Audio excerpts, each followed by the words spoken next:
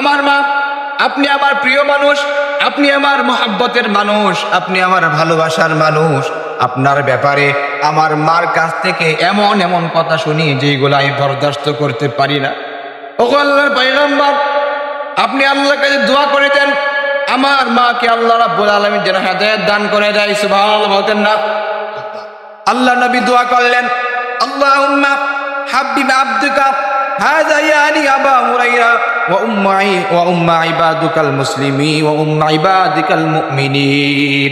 আল্লাহ তাআলা আবু হুরায়রাকে তোমার একজন প্রিয় বান্দা হিসেবে কবুল আর মঞ্জুর করে নাও, এবং তার মাকেও তুমি প্রিয় বান্দি হিসেবে কবুল আর মঞ্জুর করে নাও।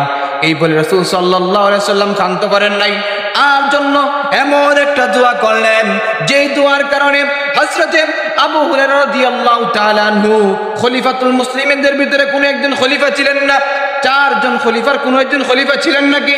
ছিলেন না। আশরে মুবাশশারা 10 জন সাহাবী ছিল, সেই 10 জন সাহাবীর কোন একজন সাহাবী ছিলেন না আবু হুরায়রা।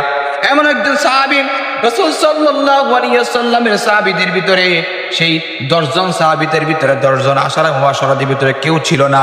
সেই আবু হুরায়রা রাদিয়াল্লাহু তাআলা আনহুর জন্য এমন দোয়া করলেন, কিয়ামত পর্যন্ত আল্লাহ বললেন, আল্লাহ নবী বললেন, মুমিনদের অন্তরে তার ভালোবাসা মুমিনদের অন্তরের ভিতরে ঢুকাইয়া দাও।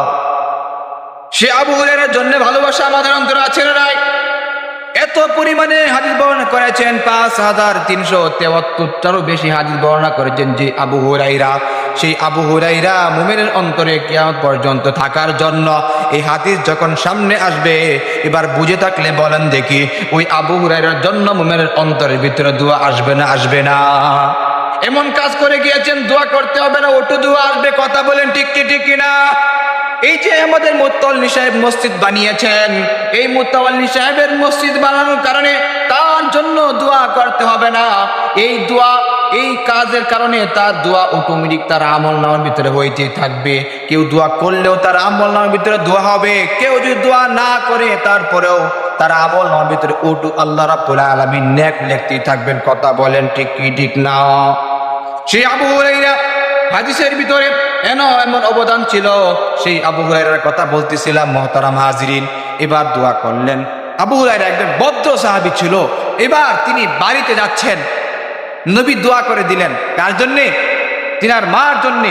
মনে করে দিচ্ছি, সে এবার খুব দ্রুত হাঁটতেছে, মনের ভিতরে আনন্দ, আল্লাহ নবী আমার মার জন্য দোয়া করেছেন, আমার মা হেদায়েতের পেয়ালা পান করবেন। এই জন্য তিনি দ্রুত বাড়ির দিকে হাঁটতেছে। বাড়িতে এসে দেখে দরজাটা লাগানো বাড়ির ভিতরে, মাকে কোথাও খুঁজে পাচ্ছে না। আবু হুরায়রা মা মা কোলে মা মা বলে ডাকতেছে। দেখতে পেল হাম্মাম খানার ভিতরে পানির আওয়াজ হচ্ছে। এবার সেখান থেকে হাম্মাম খানা থেকে মা গোসল করে বের হলেন।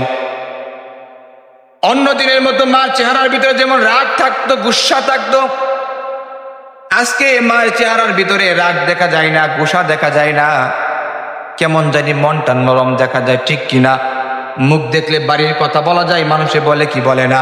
আবু হুরায়রা রাদিয়াল্লাহু তাআলা বললেন, আমার মার চেহারার দিকে তাকাইয়া অন্য সময় আমি যেমন দেখতে পেতাম মার চেহারার ভিতরে রাগ গুসা এর কোনো ভাব মার চেহারার ভিতরে ছিল না। আমার মনে হচ্ছে মার চেহারার ভিতরে কেমন যেন নরম একটা যেন উপলব্ধি করতেছে।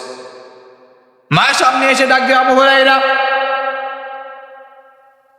আমার দিলের ভিতরে ইসলামের যেন একটা বাতাস বইতেছে, এই বাতাসে আমার দিলটা ঠান্ডা হয়ে গিয়েছে, আমাকে সাথে করে নিয়ে যাও মুহাম্মদের দরবারে, আমি মুহাম্মদের হাতে হাত রেখে কালিমা পড়ে ইসলাম গ্রহণ করে ঈমান নিয়ে আসব।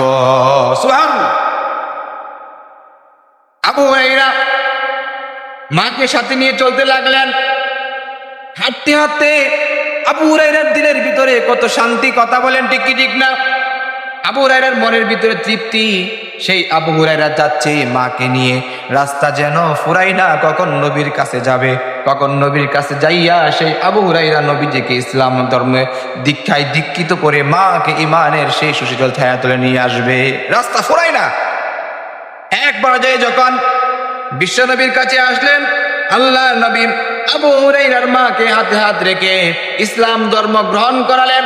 তিনি পড়লেন আশহাদু আল্লা ইলাহা ইল্লাল্লাহু ওয়া আশহাদু আন্না মুহাম্মাদান আবদুহু ওয়া রাসূলুহু। সেই আবু হুরায়রার জন্য দোয়া করেছিলেন আল্লাহর নবী মুহাম্মদ সাল্লাল্লাহু আলাইহি ওয়াসাল্লাম। সেই আবু হুরায়রার জন্য দোয়া করলেন, আর সেই আবু হুরায়রাকে আল্লাহ রাব্বুল আলামিন বিশ্বনবীর সেই দোয়ার কারণে তার মার হেদায়েত দান করেছিলেন। অনেক লম্বা আলোচনা সেতে যাচ্ছি না, মুহতারাম হাজিরিন, বলতেছিলাম রাসূল আকরাম সাল্লাল্লাহু আলাইহি ওয়াসাল্লাম যে স্পেশাল 4টা বৈশিষ্ট্য ছিল। 1 নাম্বার বৈশিষ্ট্য ছিল আল্লাহর নবী সমস্ত মানুষের জন্য ভালো এবং কল্যাণের দোয়া করতেন, 1 নাম্বার। 2 নাম্বার হলো মানুষের জীবনে গুনাহ খাতা থাকে কি থাকে না? প্রত্যেকটা মানুষের জীবনে আমল নামার ভিতরে গুনাহ খাতা ভুল ভ্রান্তি আছে, কিন্তু নবী করিম সাল্লাল্লাহু আলাইহি ওয়াসাল্লাম এই নরম দিলওয়ালা মানুষ, তাদেরকে নরম দিল দিয়ে, মোহাব্বত দিয়ে, ভালোবাসা দিয়ে বুঝাইতেন, কখনো রাগ গুসা করে ধমক দিয়ে নয়।